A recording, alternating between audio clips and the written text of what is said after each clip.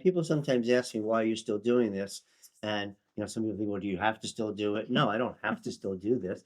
I said, "Why I'm still doing it? Because it still moves me forward. I still see the changes, but even more than that, I see the need. Hmm. The longer I've been in practice, the more I see distressed families. Back in, 20, 30 years ago, people would come in and maybe one child would be on the spectrum or one child would have health issues.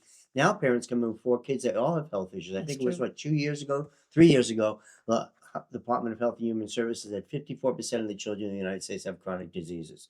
That's insane. 54%, that's more than half the kids back then had chronic diseases. And we're saying that your child has a 1 in 2 chance of coming to the planet unhealthy or being unhealthy. Right. I said, that's absurd. So this is the kind of thing that keeps motivating us. That's not okay.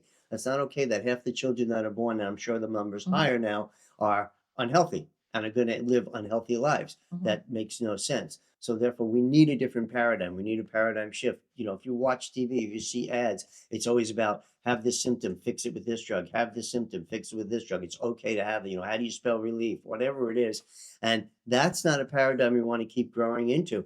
And I think it was in the year 2000, and you can double check this, that it's the first generation of kids that were born that the life expectancy isn't necessarily higher than their parents.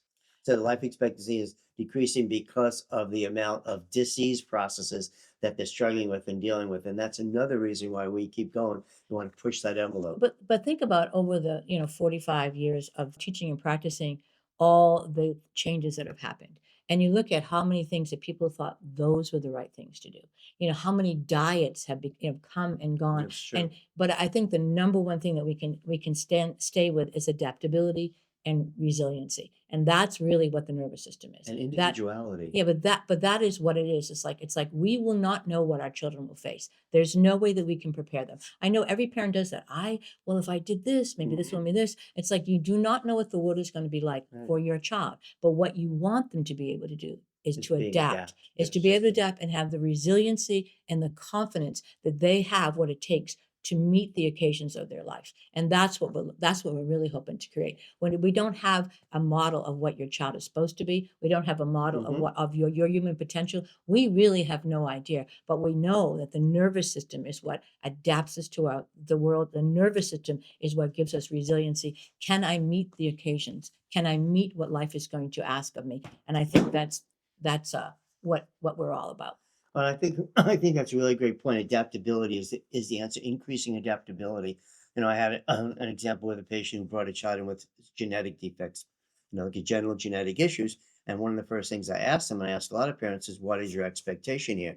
And mom looked at me and said, my expectation is give my child the greatest chance to reach their full potential given who they are and how they came onto the planet. And that was amazing and had nothing to do with me. She had found me, Mhm. and that was her. And that is really a chiropractic paradigm. We don't know what you're brought onto this planet with. We don't know what those underlying structures or tissues are working with. What we do know is that we have a skill set to make them as adaptable as possible and to increase the threshold of not only adaptability but functionality. That's the whole idea of clearing out a nervous system is Mhm. increasing the threshold Mhm. for which that child can adapt. It's like when a child seems really healthy and happy at home, and then they go to school, and all of a sudden their entire behavior and their nervous system changes because they can't adapt. They have a To, lower they threshold, have a right? lower threshold, they can't adapt, so they have to be in a closed environment. Well, if we can open up that child's adaptability, Right. then they can socially interact. And the windows that we can read that through are things like the primitive reflexes, their milestones. We can read, Neurological yeah, testing yeah. that we We do, we we can we can see what they're telling us, and then we can find ways and we to can support. track it Yeah, and find and see ways how to it support changes. them. So we're very excited about our second book. We're also very excited about Peak Potential and the programs that we're offering.